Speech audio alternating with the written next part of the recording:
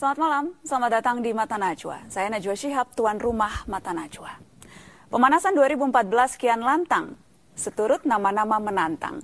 Inilah saat ketika politik menjelma dalam lakon melodramatik. Opera Sabun siap terisi oleh kisah dizalimi yang menguras simpati. Demam kekuasaan bermunculan dengan kedangkalan mencengangkan. Muka lama yang ngotot bertahan, hingga tokoh dadakan latah. Inilah Mata Najwa, mendadak capres.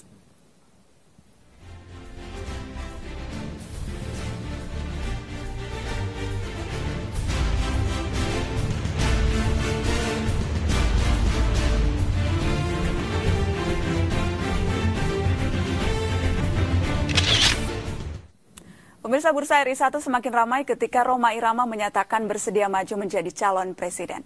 Apakah ini sebuah keseriusan atau hanya dagelan politik akhir tahun?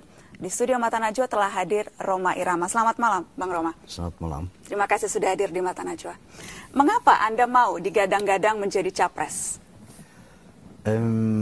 Ada sebuah desakan yang memang sangat serius dari kalangan politisi dan kalangan ulama. Di samping juga ada faktor keterpanggilan ya, untuk ikut membenahi lah bangsa ini sebagai anak bangsa. Keterpanggilan untuk... Ada keterpanggilan. Dari mana rasa keterpanggilan itu? Pertama dari melihat situasi anak bangsa yang sudah lari jauh dari tujuan reformasi, bahwa kita sudah kehilangan nilai-nilai ketuhanan, nilai-nilai kemanusiaan, nilai-nilai persatuan, bahkan keadilan sosial dalam konteks berbangsa dan bernegara dalam berbagai aspek kehidupan kita melihat itu. Gitu. Dan Anda merasa punya kualifikasi, punya kemampuan untuk membenahi itu semua? Selama ini sebetulnya saya telah melakukan hal itu melalui musik dan tablik-tablik akbar di seluruh Indonesia dan dalam waktu yang sangat panjang, 40 tahun.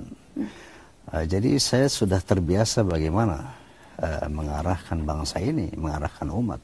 Mengarahkan umat lewat lagu. Lagu dan tablik-tablik akbar. Dan tablik akbar itu korelasinya dengan menjadi seorang pemimpin negeri seperti apa? Pemimpin itu ada pemimpin informal dan pemimpin formal. Seorang tokoh agama, tokoh masyarakat, sebetulnya mereka juga pemimpin, namun informal. Ya. Birokrat, pemimpin yang formal gitu. Mungkin itu saja bedanya.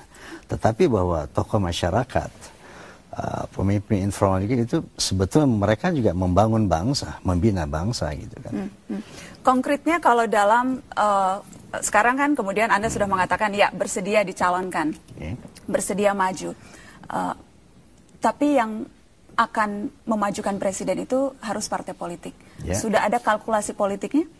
Tentu saja kesediaan itu apabila memenuhi syarat-syarat konstitusional ya, diantaranya parpol itu gitu kan.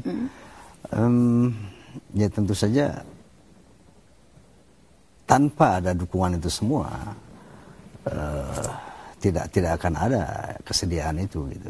Jadi siapa nih parpol yang akan mencalonkan Rhoma Irama menjadi presiden? Mungkin saya belum bisa menyatakannya kali ini, terlalu prematur barangkali. Tapi sudah ada yang mengatakan mau bersedia atau dari sisi Anda yang berharap-harap akan dilamar? No.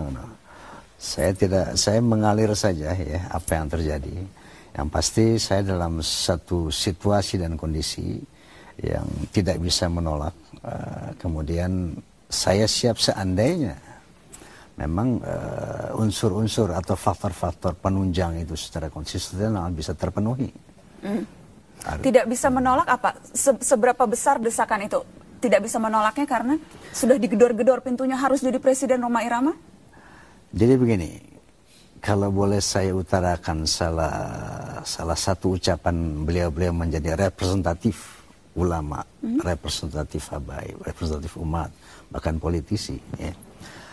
Anda dengan situasi politik yang barusan terjadi di Jakarta telah menjadi ikon Islam. Anda merasa ikon Islam? No, mereka yang mengatakan demikian. Tapi Anda merasa itu tidak? Saya tidak merasakan itu. Tetapi mereka yang mengatakan ikon Islam dan Anda harus maju untuk membawa aspirasi umat Islam sebagai mayoritas bangsa ini. Saya katakan bahwa kenapa kita punya Prof. Din Samsudin, kita punya Prof. Mahendra dan sebagainya yang lebih layak menjadi presiden memimpin bangsa ini. So kenapa saya gitu? Nah, maka alasan mereka itulah, buat Anda sudah dalam kondisi di mainstream daripada situasi politik kali ini gitu ya. Seperti apa sih situasi politik kali ini dalam pandangan Rhoma Irama? Kalau tadi Anda katakan saya rasa bukan cuma pandangan saya, cuma pandangan anak bangsa khususnya umat Islam ya. Tapi dalam pandangan Rhoma Irama seperti apa situasi politik saat ini? Ada sesuatu yang spesifik, yang ekstrim, yang tidak biasa. Apa itu? Ya katakanlah misalnya seperti peristiwa di Jakarta ya, yang menjadi kontroversi pemilu kemarin. Misalnya, nah inilah kalau kita ucapkan barangkali tidak, saya rasa bisa dirasakan tanpa diucapkan secara jelas. Saya tidak menangkap maksud Anda. Apa situasi ekstrim di Jakarta yang... Oke. Adanya misalnya satu etnis yang tidak biasa menjadi birokrat, kini menjadi birokrat ya. Nah, ini satu. Anda mengacu ke wakil gubernur saat ini, Basuki Cahayapurnama? Iya, saya rasa seperti itu yang dirasakan oleh umat. Apa spesifiknya yang ekstrim? Apa yang ekstrim dari etnis yang tidak biasa menjadi birokrat dan birokrat? Jadi ada hal yang tidak biasa, ada satu kecemasan, ada satu kegelisahan ya di kalangan umat. Nah ini yang terjadi sebetulnya saat ini. Nah kebetulan saya berada pada itu tadi, pada pusat pusaran itu, dengan diadilinya saya di mana, di Panwaslu, itu umat sudah menilai bahwa ini mengadili agama, mengadili Al-Quran, seperti itu. Jadi Anda merasa representasi umat Islam, bahkan Anda merasa representasi orang yang diadili karena kasus Anda kemarin mengucapkan kampanye SARA? Barangkali bukan itu ucapannya, bukan saya yang merasa, tapi beliau-beliau yang melihat itu. Dan Anda menyetujuinya? Kenapa? Anda sependapat dengan ucapan beliau-beliau yang tadi Anda sebut? Saya rasa saya tidak dalam kapasitas itu ya. Tapi ketika Anda mengutarakan ini berarti kan Anda menyetujui pemikiran mereka? Oke, saya setuju. Anda setuju? Saya setuju. Setuju bahwa memang tadi Anda... Ada satu kekhawatiran anak bangsa dan umat Islam ke depan ya. Apalagi situasi politik ke depan ini akan semakin, ada kelompok ini akan semakin agresif untuk mencapai posisi politik gitu ya. Nah, ini kelompok apa nih? Anda harus hati-hati bicara nih, Bang Rhoma. Kelompok apa nih yang Anda maksud semakin agresif dan...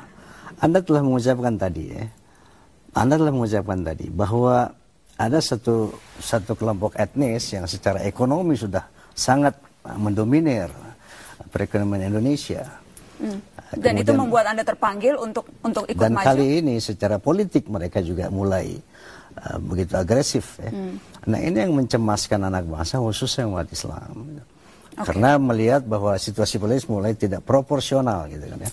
Dan ini juga mengacu kepada bahwa demokrasi kita terlalu dini untuk mencapai demokrasi yang liberal seperti Amerika gitu. Oke, saya harus potong, saya harus break. Tetapi memimpin negeri yang sangat majemuk, yang sangat plural, argumen-argumen yang tadi Anda katakan justru akan bisa membahayakan kemajemukan dan pluralitas kita, Bang Rhoma. Kita akan lanjutkan setelah pariwara, tetap di Mata Najwa. Kami kembali sesaat lagi.